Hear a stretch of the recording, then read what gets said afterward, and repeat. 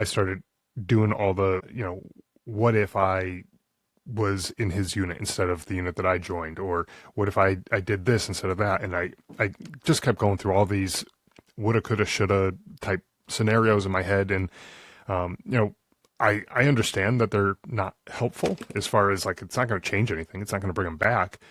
But I still went through all of those scenarios in my head, and it was destructive, really.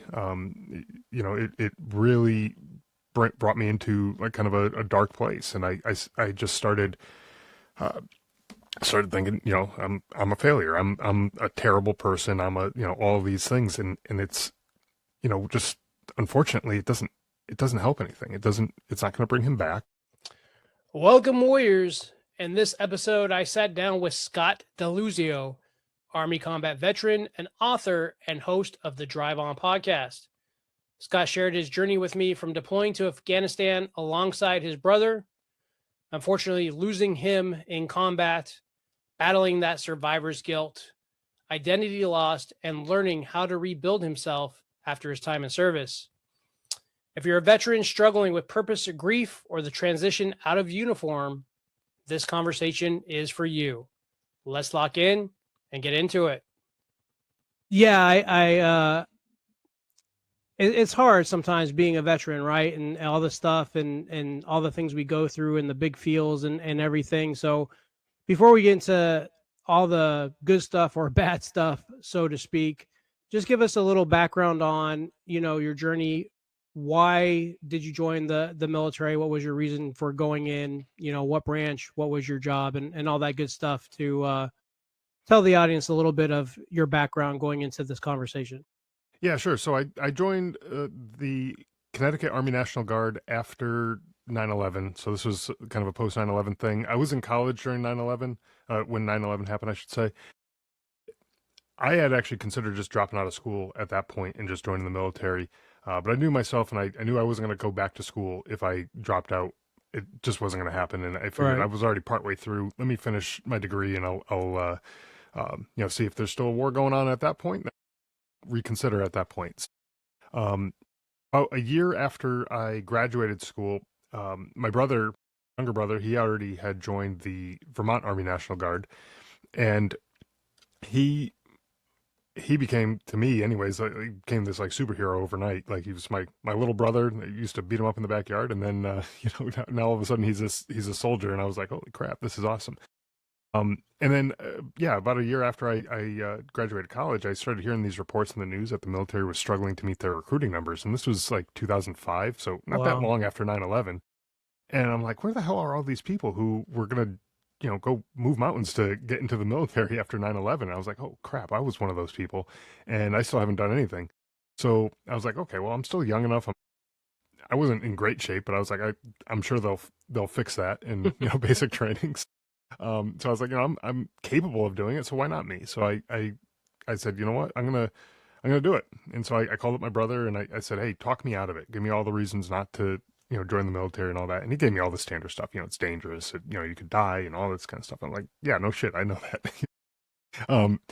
So he didn't do a very good job, obviously, of talking me out of it. And so I went to a recruiter. It was probably the easiest sell they've ever had, because I just walked in. I said, yep, this is what I want to do. And they just kind of put me through the whole process. And so yeah, that was kind of my kind of journey into the military. It was, like I said, in the National Guard. For the listeners who aren't familiar with the National Guard, I'm not sure if anyone is non-military, not really familiar. It's 1 weekend a month and 2 weeks a year typically is what your commitment is in the National Guard, unless you get deployed, and then all bets are off as far as that goes. You get basically activated. And so I was deployed in 2010. Went to Afghanistan. And my younger brother, he also was deployed at the same time, and I'm sure we'll get into that story a little bit too, a little bit later. But he was there at the same time as me, which a lot of people are like, they think of the Saving Private Ryan story, and they're like, I didn't think that was possible. I didn't think they let brothers go at the same time. It's actually pretty common, Right. for brothers to be deployed at the same time. But yeah, we weren't in the same location necessarily, but we're in the same country anyways. And so yeah, we did that, and he unfortunately he didn't make it home. I know, kind of spoiler alert. We'll get more into that, I'm sure, a little bit. He was killed in action.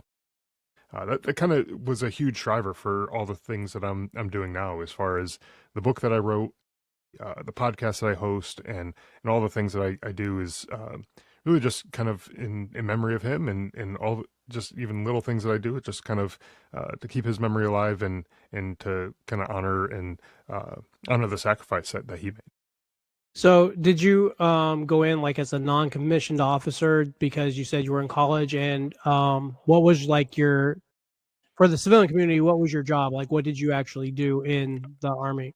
Yeah, so I was an infantryman, which for the civilians who are listening aren't really. Sometimes I talk to people and they don't really know what an infantryman is, and that's basically the guy, the boots on the ground, the warfighter goes kicks in doors and shoots the bad guys, and all that kind of stuff. So that's typically what our job entailed, what we trained for, anyways. And there was another part of that question. I'm drawing a blank. Did Oh you go yeah, in so yeah, non-commissioned because yeah. of finishing college, or? Yeah, so I did enlist. I didn't. So for again, for the listeners who aren't familiar, if you um, have a college degree, you can get into the military as an officer, which is like a little bit higher ranking, or you can enlist, and that's what I ended up doing. So that's starting off kind of lower ranking, but you can start off at a higher rank than you would if you were just coming in with no degree, or like just basically a high school diploma, basically. So I came in with a degree, so I came in as a E4 specialist in the Army. So I wasn't quite an NCO at that point, but it kind of fast tracked me to be able to get to an NCO level much quicker, because that was only one more rank up for me to get to that NCO level. So I got there within a very short period of time after joining. So, how long were you boots on the ground in Afghanistan? And during that time, did you happen to have any communication with your brother before his incident? So we got there in about like late January, early February of 2010, and he was killed at the end of August. So roughly 6 months or so, I was there, and I didn't really have much communication with him as far as direct communication. Most of the communication that we had was kind of indirect communication. Like, I would call home and I'd be able to talk to my parents and tell them what was going on with me, and then they'd tell me what was going on with him, and kind of vice versa. So we got filled in kind of like the telephone game. I'm sure not all of it was 100% accurate, but it was as good as it could be. We just really didn't have any time to chat with each other, and communication back then was not as great as it could be. Right. We our fob only had a small, like, little internet station, so there's a couple computers that had internet access, and there were some phones there, but it was spotty communication, so it wasn't really the best. So when you got a chance to call home, it was it was spotty at best. So Yeah, and for my listeners at home, I can even make it seem worse. When I went on field exercises and different things, I went on a mission to Egypt, and at that time there was no computers or emails or FaceTime. You had a big boxy big green phone, and that's what you would make morale calls on. And if you were lucky to get connected or not get disconnected, you would maybe get like a good 5-10 minutes to say, hey, I miss you, I love you, and hopefully I'll see you soon, kind of thing. So right. that's part of the struggle in the military, especially if you have family, married, kids, whatever, is that separation. So I have to ask, for me, I'm considered a combat veteran. I did not see combat. I was on an aircraft carrier during Operation Iraqi Freedom, in the middle of the uh, the Gulf War, so to speak.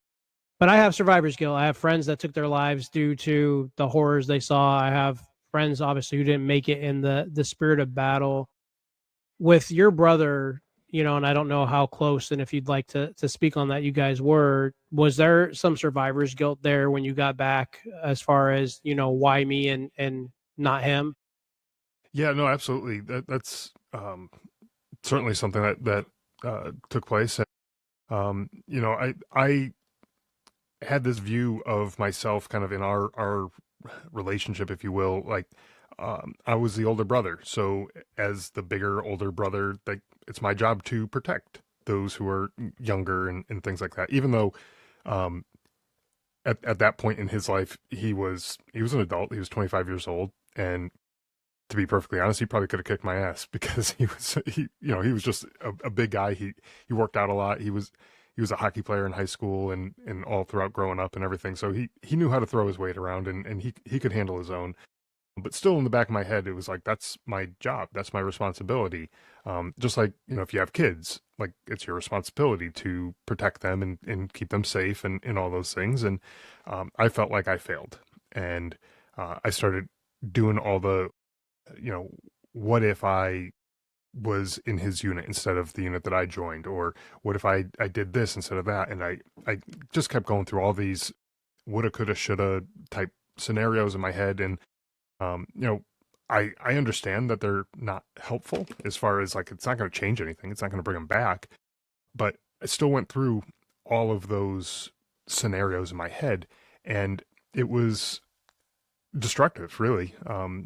It really brought me into like kind of a dark place, and I just started thinking, I'm a failure. I'm a terrible person. I'm all of these things, and it's just unfortunately it doesn't help anything. It's not going to bring him back. It's not going to make the situation any better. It's just really going to make me feel terrible about what I did or didn't do or whatever. And um, at the end of the day, it doesn't change anything. So, but yeah, I definitely experienced quite a bit of that. So, after the incident, how much longer did you end up staying in the military? And I mean, I know for me, just like I said, having friends and people that I knew that I thought I was close to pass, if it was a family member for me, I would have gone down a super downward spiral. I probably would have had a lot of destructive behavior. I probably would have got out of the military almost immediately.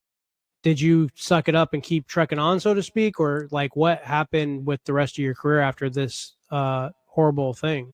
Yeah, so I found out about him being killed while I was actually in Oh, Afghanistan, and wow. they flew me home really quickly after. They like fast tracked everything. Like people got bumped off a flight so I could take this spot, and they got me home. I think within uh gosh, maybe 48 hours I was home, like at my house home, like all the way back. Um and so that was extraordinarily fast from coming from the Middle East, going through all the places that we had to go through just to get home. That was really quick. But after I got home, I was I was not doing well mentally, and I was just emotionally. Everything was just a wreck. But I kind of had that stubborn, I don't know, guy attitude that like I'll be fine. I'll figure it out. Things will get better. Things will be fine. I was pissed off at a lot of things. I was pissed off at the military. I was pissed off at you name it. I was probably pissed off at them. I was pissed off a lot, and I was like, you know what, this will pass. I'll get over this, and this things will just start getting better. And a few months went by, and I realized that not only was it not getting better, it was actually getting worse. Mm. And I was at the point where I was going back to my regular week, 1 week in a month training, and I would see my family. I'd see their faces every time they saw me in the uniform, and it was like this just worry that was coming over Wow. them. And not that I was being deployed necessarily, but just like, hey, we know what that uniform equals. Brings, right. It could bring some bad stuff, and we don't want that again. And so I kept seeing like what that was doing to my family, and I also realized like I was starting to get to that point where I just didn't care anymore. I wasn't a good leader. We'd be getting ready to go out for some field exercise or something, and you get a packing list of all these things that all the guys are supposed to pack in their rucksack and everything. And I was like, look, guys, you're a grown ass man. If you can't pack that stuff, I really don't care. And then they get out there and they wouldn't have the half the things that they needed because they were like, oh, cool, I'll just save some weight. Sergeant DeLuzio doesn't care. So wasn't doing anyone any favors. I wasn't Mm. being the leader that I needed to be, that those guys needed me to be. And I realized that, and I said, this isn't, it's not fair to them. It's not fair to my family. I was like, I gotta throw in the towel. I'm done. Like I realized that I was done. And also, I had injured myself actually the same day that my brother was killed. I had taken a pretty bad fall, and I messed up my knee, and I had surgery shortly after getting back from Afghanistan, and that surgery was going to put me out basically to the end of my contract.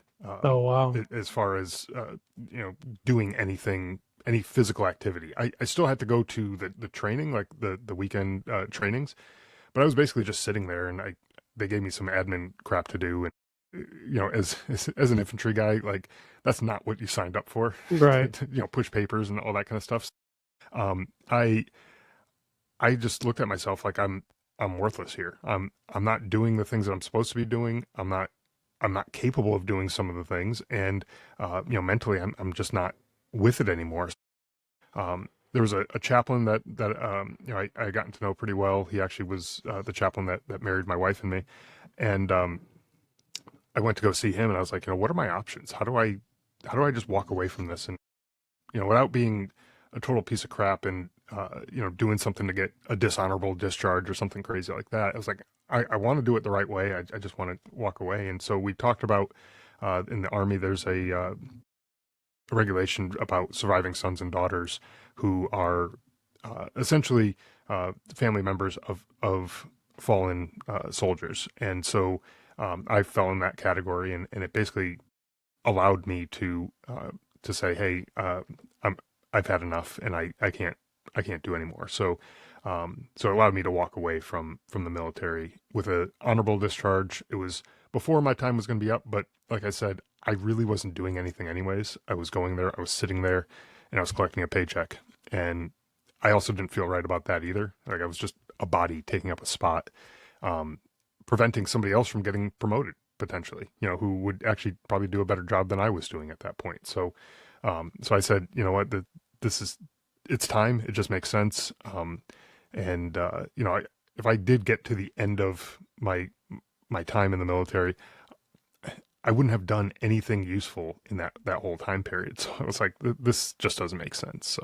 So that's kind of what ended up happening, how I ended up getting out.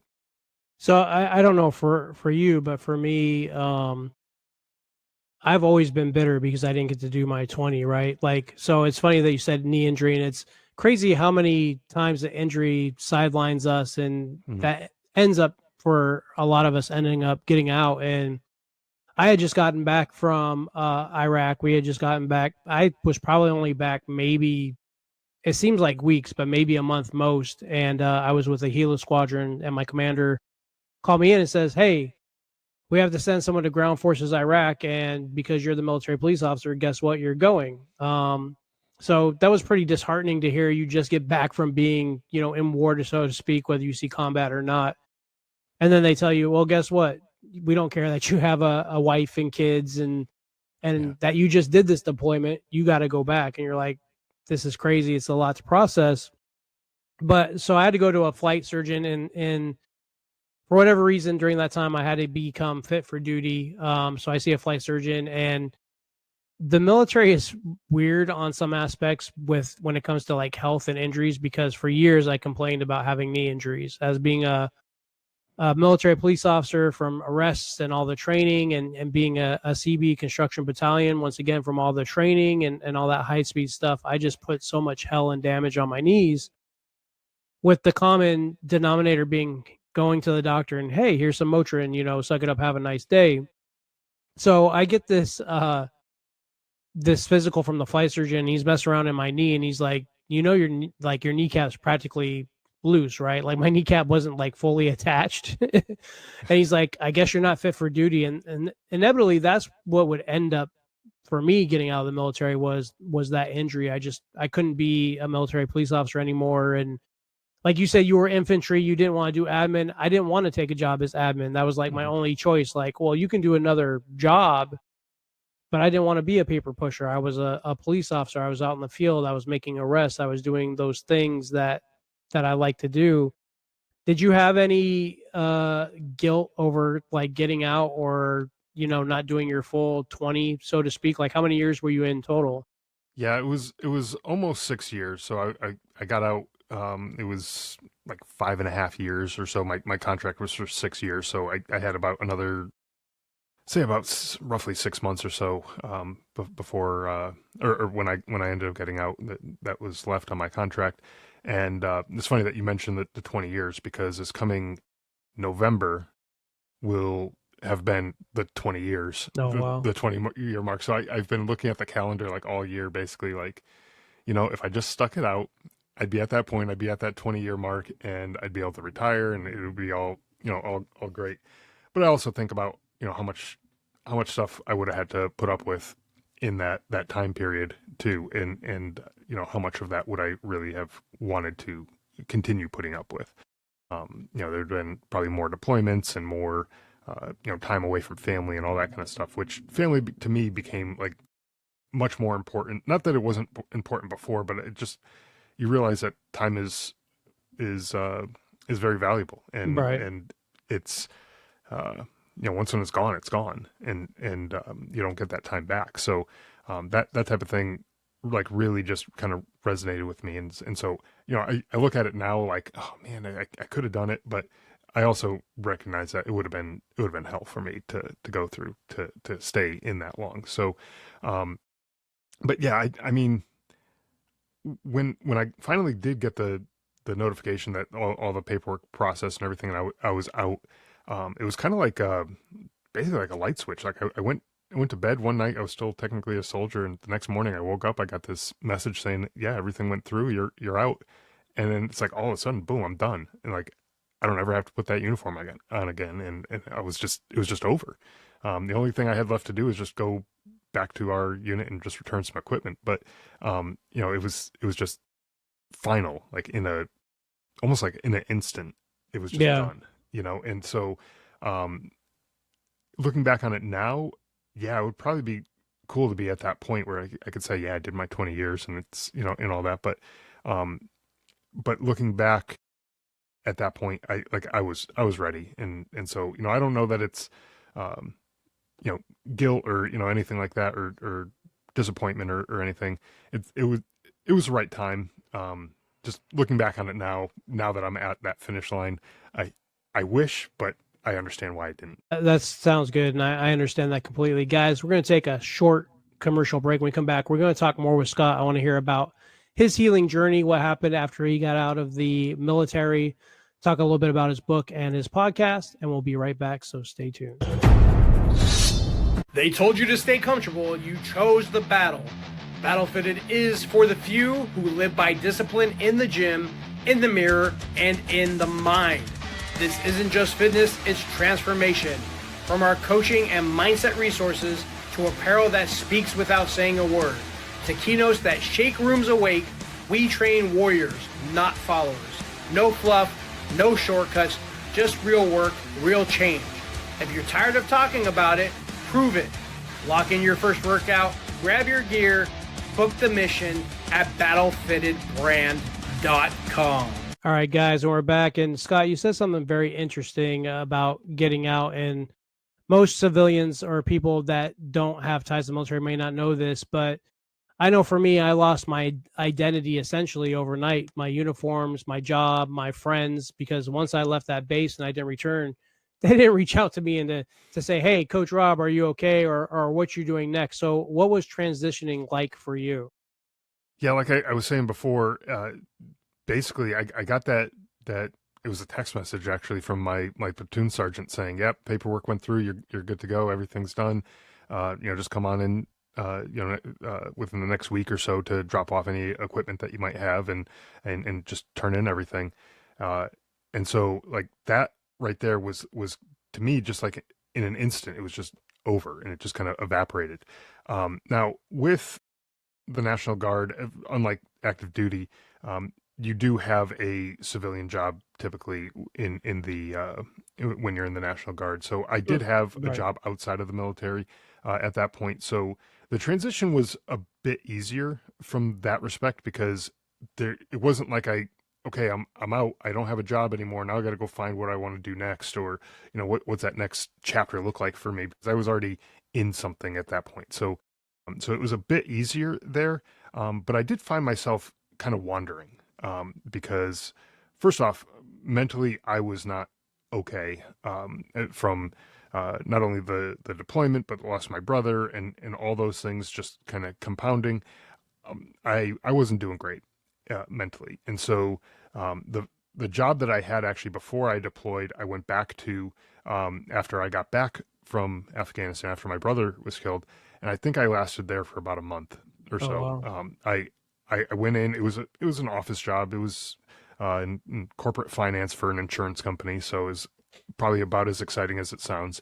And especially coming off of a deployment where you're an infantry guy, you're out running around doing all sorts of crazy stuff, and then I have to go and sit in a cubicle for 8 hours a day, 5 days a week, and I like I got to a point where I was like, I hate everything about this. Not that the people were bad, like the people I worked with were great. Actually, they helped support my wife and I had just had a baby before deploying, so they'd invite them in for lunch and stuff like that every once in a while I was deployed, and they were great people. It was just the job. It was just, for me, it was mind numbing, and I couldn't do it. And I found myself going from one job to another and not really finding anything that um, I could really wrap my head around, and it was just a difficult time for me because I didn't know what I wanted to do with myself anymore. I knew the military wasn't for me anymore, but I also didn't know what was for me. These office type jobs, like I was like, okay, well, I can go apply to another job, but it's going to be the same thing. Like maybe it'll be new and exciting for the first few months while I'm kind of just getting used to the new environment, the new job, and all that kind of stuff. But then I'm just going to fall right back into the same trap where I'm going to end up hating it and want to leave that job too. And I can't have a resume full of 2-month jobs here and Right. there. That would just be a disaster. So, um, so I ended up working for myself. I ended up starting a business, uh, and really liked that at that point in time because it allowed me to do the things that I needed to do for me. Um, whether that be going to counseling or things like that, and not having to worry about if someone got my shift covered, or is someone else gonna complain that I'm taking an hour off every Monday or something like that, just to go to counseling. I didn't want to do that while I was in a typical work environment because it was awkward, and I didn't really want to do it that way. When I was working for myself, I could make my own hours. I could work late. I could start working early. I can take a long lunch. I could do whatever I wanted because I was the boss, and it really didn't matter. And so that helped me because I didn't feel like I really owed anything to anybody as far as an employer or other employees, coworkers, and that type of thing. I was working for myself, and I was the only person in the company, so like it really was just me running the show, and it was a bit freeing.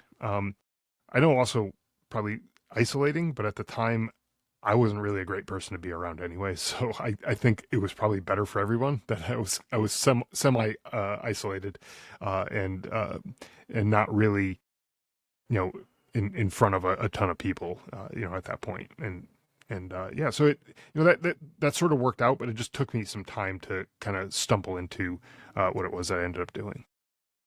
And I like that. I never thought of the perspective of veterans or first responders being business owners and having an aspect of that to heal. And you're absolutely right, because same thing for me, after I officially decided that I just couldn't be a police officer anymore, even in the civilian world, just because my mental health issues were way too bad from all the trauma and things I had faced over the years.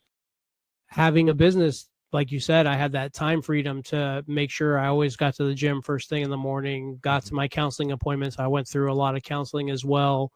If I had any VA appointments I needed to do. And like you said, I also wasn't a very nice person at all. So that aspect of the only person that really had to deal with me was my wife. God bless her for that. But um, I have to ask, as a man, a father, a husband, then who went on this path of self-employment, besides that, what did healing look like for you, and what things did you have to start doing besides the counseling to try to shift your mindset to kind of be in a better place or be where you're at today? Yeah, I mean, at first the healing was just not going very well at all. I mean, I refused mental health treatment when I first got back from Afghanistan. As a matter of fact, I went through like the mandatory screenings that they had after coming back home, and I basically just lied through my teeth to the people who were given uh, the counseling or whatever.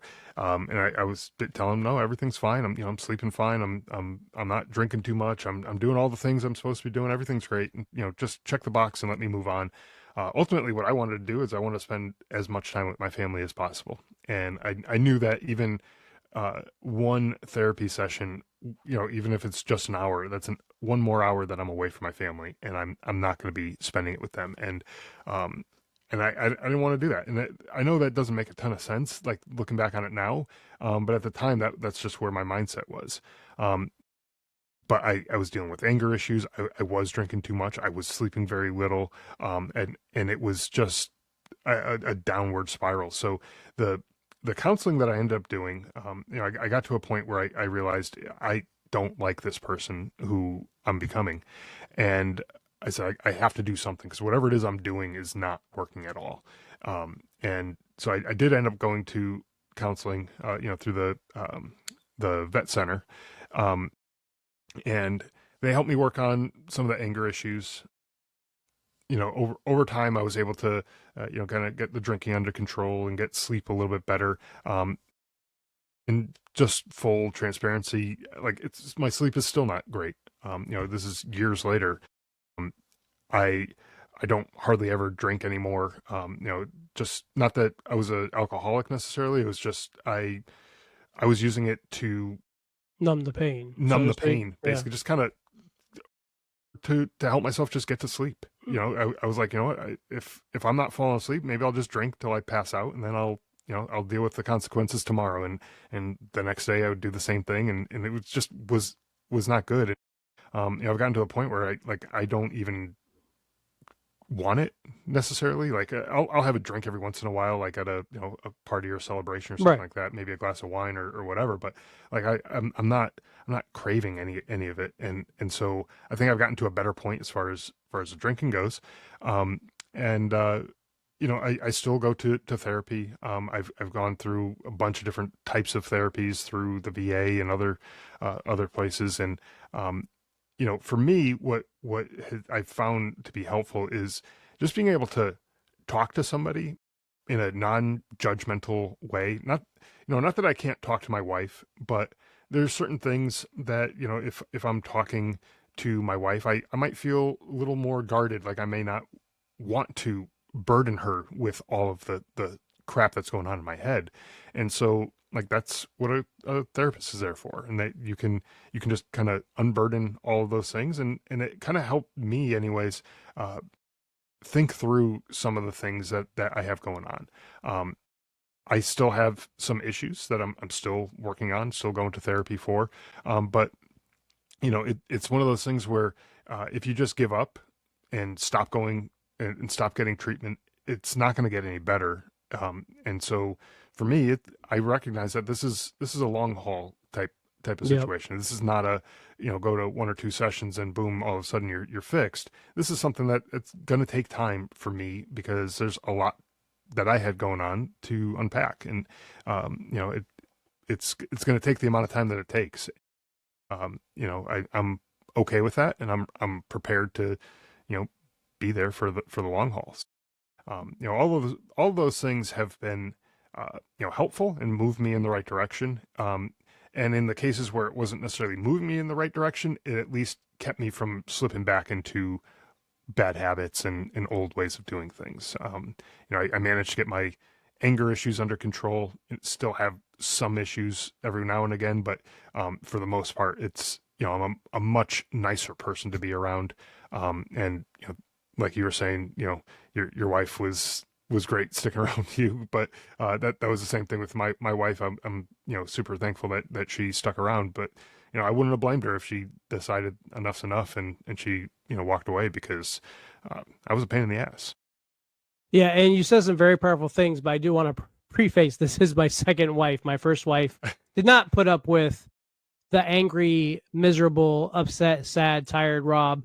But that's the difference in support, right? My ex-wife used Hmm. to say, I can't help you. I don't know how to help you. My current wife always says, how can I help you? So the words, the shift in sentences sometimes are very important. And Yep.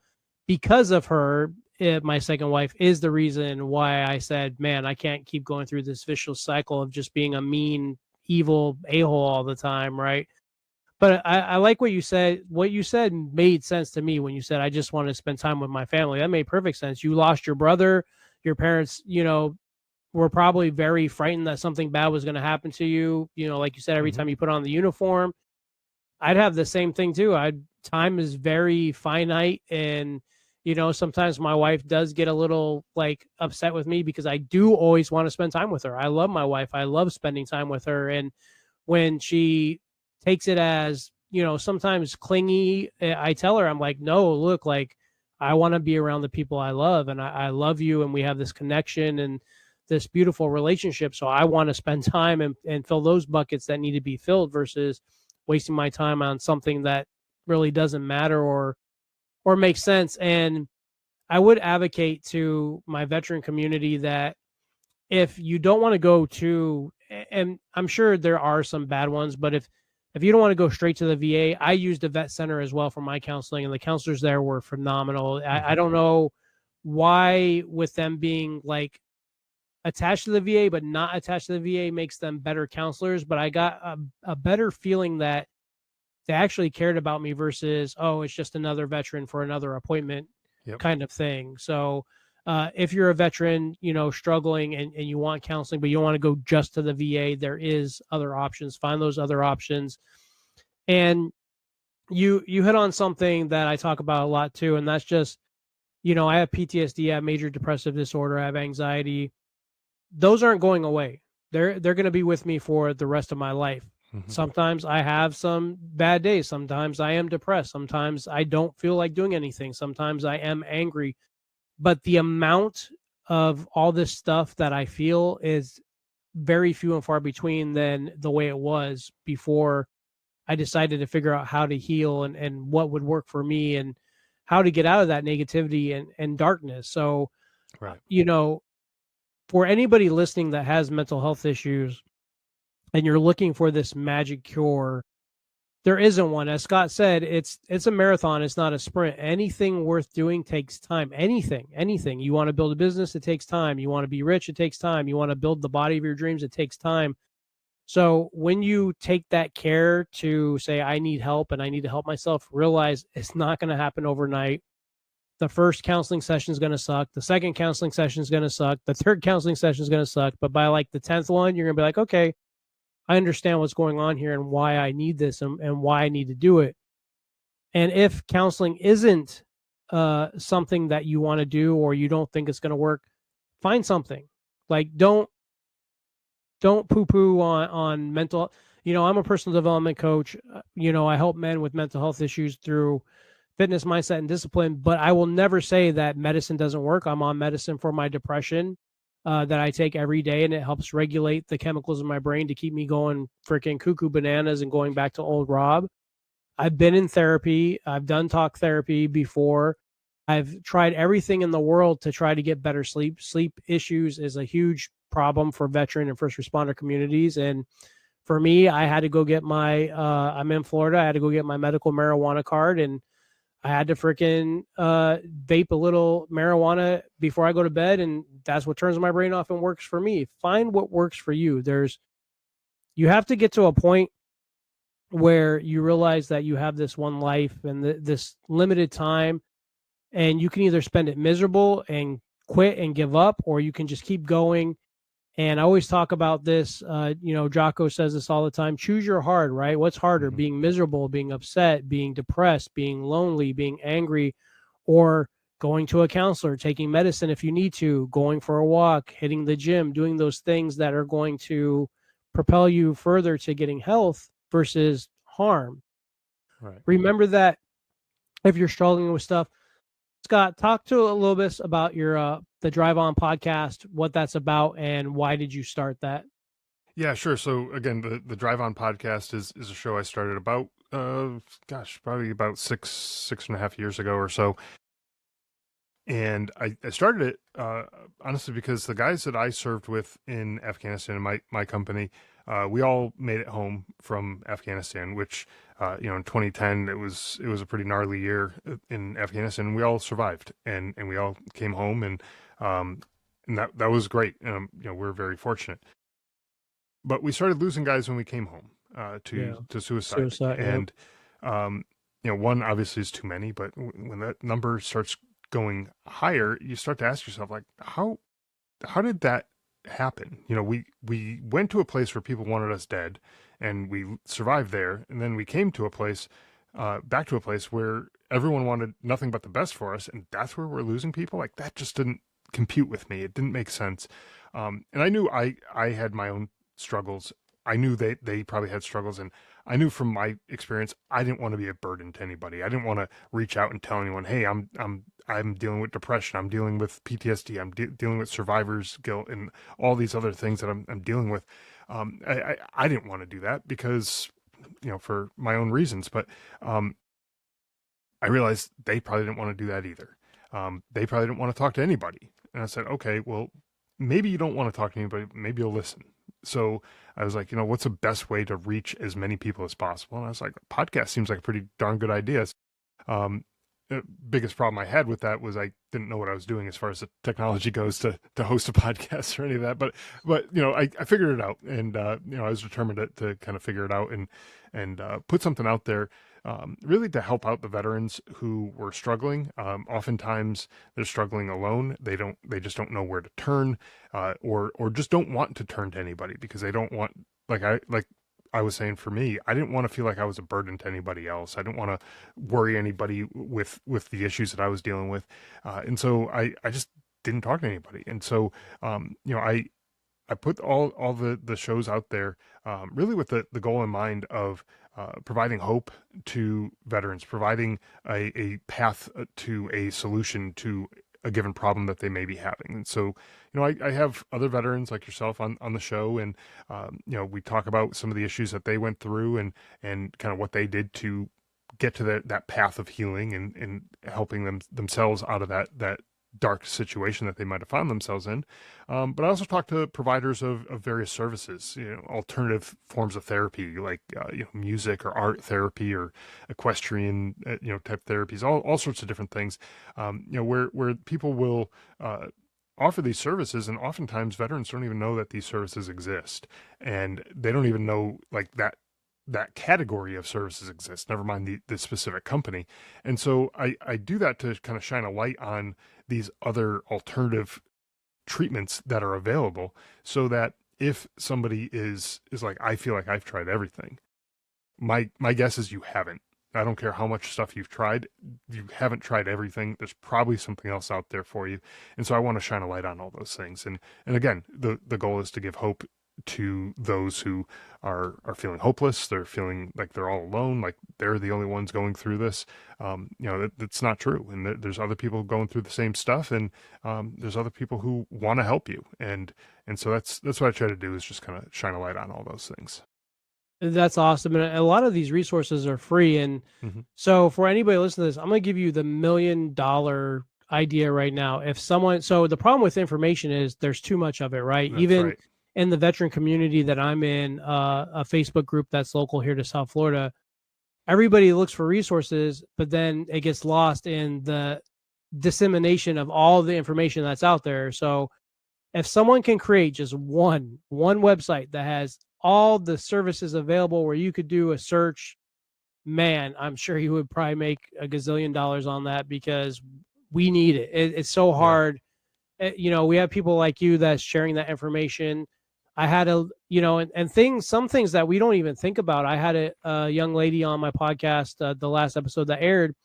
She found therapy through archery of all Hmm. things. She was an army uh, soldier. She was in the medical field where I forget. I think she said air assault. She was air assault qualified. She got severely injured rappelling down a ravine trying to get to one of her teammates that left her with TBI. She was paralyzed for a while. She had to have a service dog, like very deep injuries, trauma that left her broken.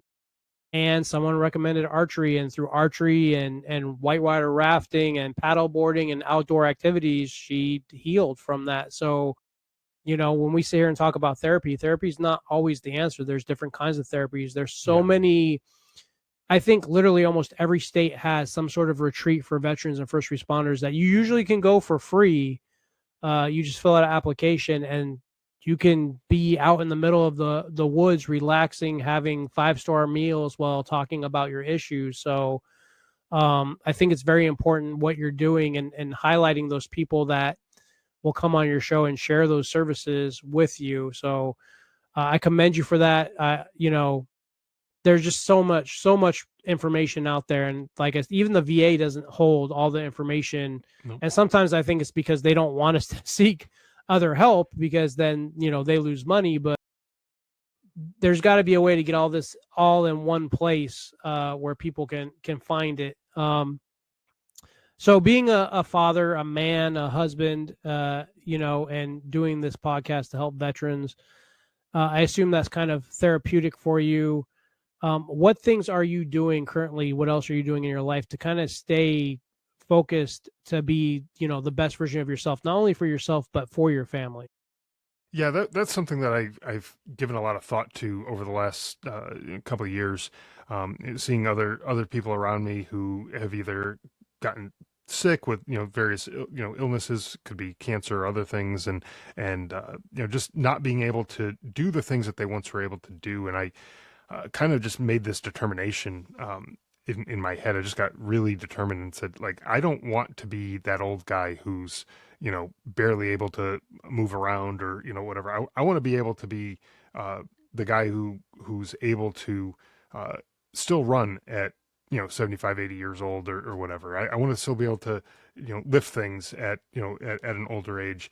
And so I was like, if I want to do that, I gotta get my ass in the gym and start working out and putting in the work. Like you said before, you're not gonna change how your body is overnight just by willing it to change. To will yourself to get stronger, you actually have to put in the work and have to Right. do the things.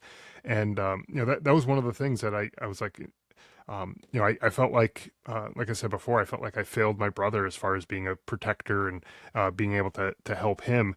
And I was like, I can't fail again at that same thing. And so, if it means, getting stronger and doing all the physical activities to make myself, be able to, support my family, my wife, my kids, and everybody. Like I'm going to do what I need to do in order to be there and be there as a protector, a provider, whatever it is that you want to label it as.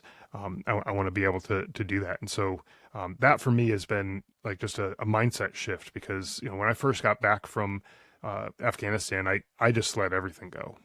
After the knee injury was an excuse for me to not continue Me working too. out and exercising. I sat on the couch. I ate like crap. I drank too much. I did all the things that you weren't supposed to do. And, I was in the top shape of my life at that point, and then I just kind of let it all go. And I remember, a couple of years after this, I went for a run for the first time, and I probably made it about a half mile, and I felt like I wanted to puke. And I was like, man, I used to be like great, a great runner, and I was like, I can barely move like a half mile, and I want to puke like that can't be. And so at that point, I was like, no, I don't care if I puke or not. I'm just going to keep going and I'm going to just keep running and pushing through this. And then same thing later on. I never was really big into weightlifting, but I've started in the last like year or so, getting more into that. And it was just a thing that I was like, I want to be stronger. I don't want to use the excuse of, oh, I'm getting older, so that's why I'm, you know, no, that's a cop out excuse. And yeah, sure, people do lose muscle as they get older, but you know, I may not have as much muscle as I did when I was, 25, 28 or so years old, but uh, I'm not going to let it go down to be this weak, feeble old man. I'm going to continue working out and doing what I need to do to stay in shape. Yeah, I haven't figured out why us as veterans, a lot of us do this. I had my knee injury too, and at one point I was almost 300 pounds Hmm. overweight with some very scary high body fat percentage. And it's weird, right? We're these warriors. We're always in top physical condition. We always have to pass a physical fitness test and body fat measurements and all this stuff. And then for whatever reason, the depression, the community, you don't have anybody telling you what to do anymore. You just let it go. And, for the guys that don't know, or for people that don't know, uh, I owned a strength and conditioning gym for 4 years. Fitness is the number one pillar of my coaching and everything that I do. And if you want to like be able to go upstairs, stay mobile, do all the things, because to me, losing my mobility is a pretty scary thing. If I'd have Hmm. to be, in a wheelchair, God forbid, or couldn't walk, you have to have some form of muscle mass. There's no way around it. The more muscle mass we have as we're older, the better we can heal from injuries, the better we can be mobile, the better we can be moving around. So there has to be some aspect of weight training. Now, you don't have to be a bodybuilder or a CrossFitter, but there has to be some form of aspect of weight training Right. for us to carry on. And what's kind of weird for me at 47, I'm in the best shape of my life. I have the most muscle mass I've ever had in my life. I'm the strongest I've ever been in my life. And I would never think at 47 years old I would be in the gym, lifting heavy and doing these things. But that also comes from challenging ourselves as well. I think especially as men and especially as older men, you still have to do tough things. You can't get by just by sitting around and doing nothing. So, find that activity, that sport, that thing that's going to challenge you that you like, and do that. If you're a swimmer, get into some league where you can swim races. I haven't done one in a while, but I love doing Spartan races. I compete in Spartan races. Um, when I had my gym, we used to do what was called lifting parties, where people would come in and just lift as heavy as they could and try to get PRs and yell and scream and grunt and have a good time. So I think it's important as we get older to challenge ourselves and continue to challenge ourselves, not just physical, but mental and emotional as well. So we can continue to live strong and live healthy and live happy. Um, your book, what is the name of the book and where can people find it? And give us just a brief synopsis about what that's about and what led you to write that book. Yeah, sure. So the book is called Surviving Son. For the viewers here, I got a copy of it sitting right here. Has my ugly mug on the cover, so you can check that out. But yeah, Surviving Son is the name of the book, and it's available on Amazon in all the different formats that you could possibly want. I even did recorded the audiobook version myself. So if you Oh haven't gotten wow. enough of my voice, you can get some more of it. But yeah, so the book is really just kind of a little bit of what we talked about today. Goes into kind of who my brother and I were, like before joining the military, and kind of what got us into the military, and then kind of what took place while we were deployed. I wrote the book really for a few reasons. One was I wanted to have something for my kids to be able uh, to read and answer the questions that, what did you do in the war, and what happened to our uncle, and all those kind of things. And I wanted to have that there for them. But then I also was writing it with the general American public in mind, because a lot of folks don't really understand what happens when someone is deployed. You say Right. there's troops deployed to certain countries, around the world.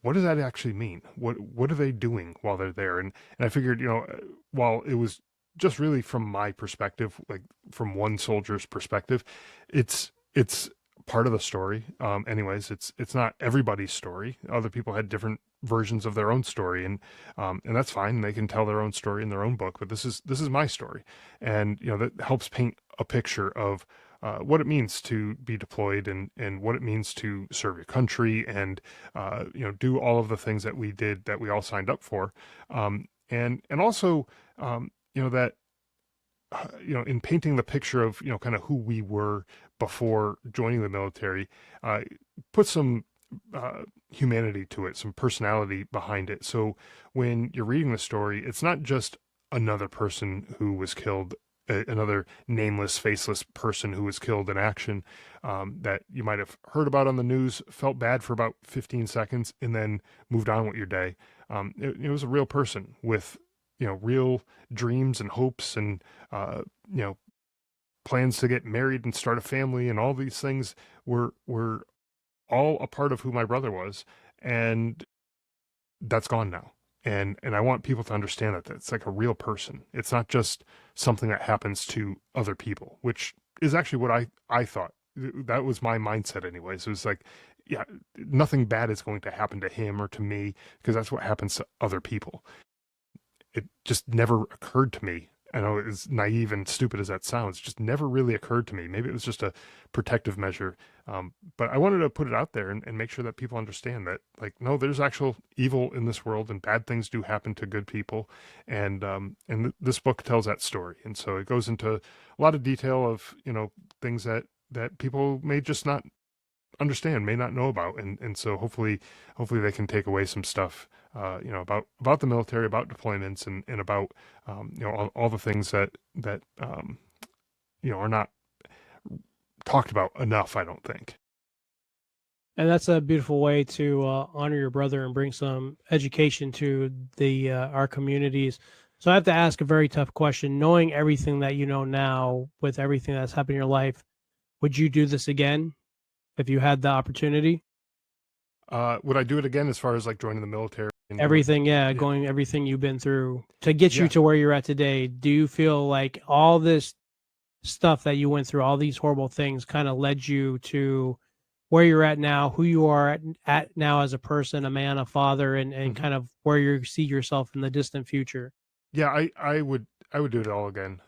Even knowing all the bad things that took place, obviously, if there was a way that I could have done something differently to, help my brother out, if I could go back in time, I would obviously want to do something to help him and keep him so that he's still here. But certain things also happened after he was killed that were good things that maybe wouldn't have happened had he not been killed. For just as an example, my wife and I, when we got married, we kind of said, I think, as far as kids go, we both wanted to have kids, and we both agreed on like two. It sounds like a good number of kids to have for a family. And after my brother was killed, we ended up having a third kid. And part of the reason was because I kind of envisioned that he was going to get married, he was going to have kids, and our kids would be able to kind of hang out and play together, and do all the fun stuff that cousins and stuff do. And that wasn't going to be a possibility for our family. Just that was ripped away from us. And I said, yeah, two is great. Our kids are great, but what if we had another kid too, to put into the mix? And so now there's just more love going around the house. And I don't know that we would have had our third kid if my brother had survived. Maybe we would have. Maybe we would have ultimately decided to, but I just don't know. And so, knowing what I know now, like my family, the way everything is right now, like I love my kids, all of my kids, and I'm glad that they're all here. Um, I wouldn't want to. I wouldn't want to change that. Um, I would love to have my brother here too, but sometimes you can't have it. You can't have it all. It's, you kind of have to take the good with the bad. So yeah, no, I don't think I would change anything. No, I appreciate that you sharing, and I ask because people, ask me some of that sometimes when I'm doing interviews, and they're amazed when I tell them that, like, all the trauma and everything I faced, I would do it over again, Hmm. because this ultimately led me to who I am today, and why I try to help people and why I do what I do. And like you said, if I could change that path, I don't think any of this would happen. You need that pain uh to show us the path sometimes, and it sucks, and bad things happen to good people, but it's how we learn from those bad things that can push us forward in the right direction. So before Yeah. we close out the show and wind down, give us just a little information on the Global War on Terrorism Memorial Foundation. Yeah, that's right. That's an organization I got involved in. I'm a uniform veteran fellow for the Global War on Terrorism Memorial Foundation. Foundation is working to build a memorial in D.C. Alongside some of the other memorials, the Vietnam Memorial and Korean War and World War II, and all the other war memorials that are down there. They're building one that's for the Global War on Terrorism era, and the thing that really drew me to it is it's for everyone who was involved in the war. Like the Vietnam Memorial has a list of names of all the fallen who were killed during the Vietnam War, and to me it feels like that memorial is really just for them, and not really for the other folks who made it home and dealt with everything else. This memorial is for, yes, of course, for the fallen, but it's for the other folks who served and made it home. It's for their families. It's for the civilian folks who went overseas to support the mission over there as well. So it's really all encompassing. It's for everybody, and it's designed really as a place, or it's going to be designed. It's not built yet. It's still in the design phase, and actually design should be released in the next few months here. So we'll have an idea what it looks like. But it's one of those things that it's going to be a place for people to go and heal, reflect, and do all the things that show that their service was not for nothing. It was appreciated, and our country is definitely appreciative of all who served, and so that's really what it's all about. So yeah, definitely check out the Global War on Terrorism Memorial Foundation. They have a website, GWOTmemorialfoundation.org. You can find out more information about it and make donations if that suits you or whatever. But definitely go check it out, especially if you served or knew someone who's served during this time period. It's a really great organization. And we'll have that linked in the description. Where else can people link up or find you? Yeah, the best place to go probably is driveonpodcast.com. That's where you can find the podcast and all the episodes and the whole backlog of episodes. I know some podcast platforms, they limit to like the most recent, like 300 episodes or so, and I have over 500 episodes at this point. So, Wow. there's a good chunk of episodes that just don't show up on certain platforms for one reason or another. But yeah, go to driveonpodcast.com. You can find all that stuff there. You can find out where to subscribe to the podcast, so you can get new episodes, email list, and all that kind of stuff. You can also find information about the book there as well. But Amazon is also a great place to find a copy of the book. Again, the book is Surviving Son. And guys, like I said, all this will be in the description so you can connect with Scott. I always ask my guests this last question of the show before I close out the show. What is your definition of turning pain into progress? It's basically not letting whatever the trauma, the tragedy, the pain in your life define you and keep you back and hold you down.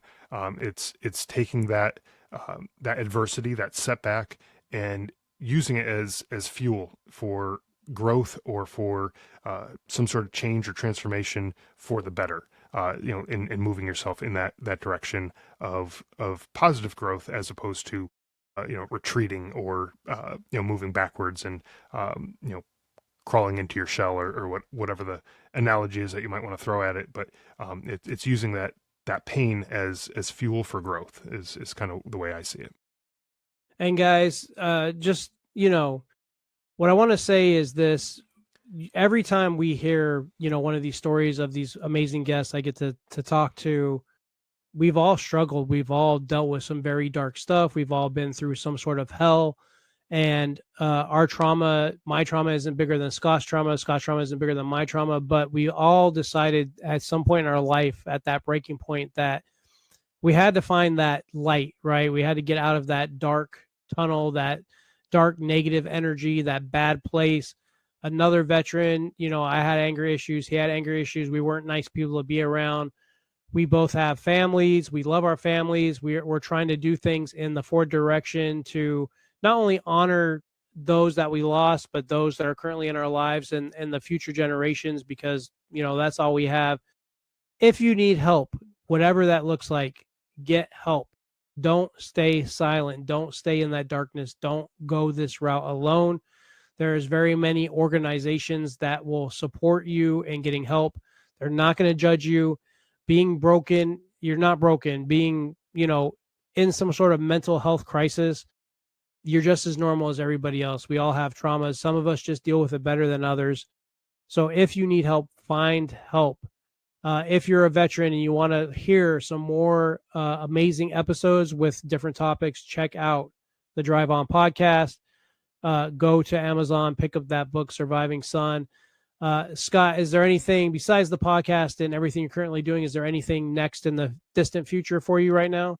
Well, I don't know, but that idea that you had about putting together some sort of resource that lists all the organizations sounds like a pretty damn good idea. So that might be something that's in the works. We'll see. I might take that use that as fuel for the next project. We'll see.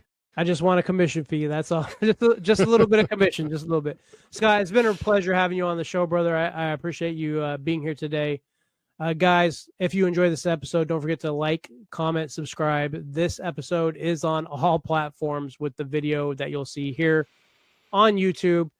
Guys, have an amazing day. Get the help you need. Don't quit. And as I like to say before I end every show, remember one thing, and that's to always be fit for battle. Thank you. You've just heard another battle-tested conversation. Now it's time to take action. If this episode lit a fire in you, subscribe on Spotify, Apple, iHeart, or YouTube so you never miss a moment that could change your life. Want to go deeper? Connect with Coach Rob at BattleFittedBrain.com for coaching, gear, and tools to help you turn your pain into progress. Remember, life will test you, but you're built to battle harder. Until next time, stay locked in, stay ready, and keep showing up. You've just heard another real comeback story on the Battle Harder podcast, where we turn pain into progress and remind you that rock bottom is just the starting line. If today's message hit home, share it with someone who needs to hear it. You might just change their life. Subscribe, leave a review, and join the mission at battleharder.com. Until next time, stay disciplined, stay dangerous, and keep battling harder.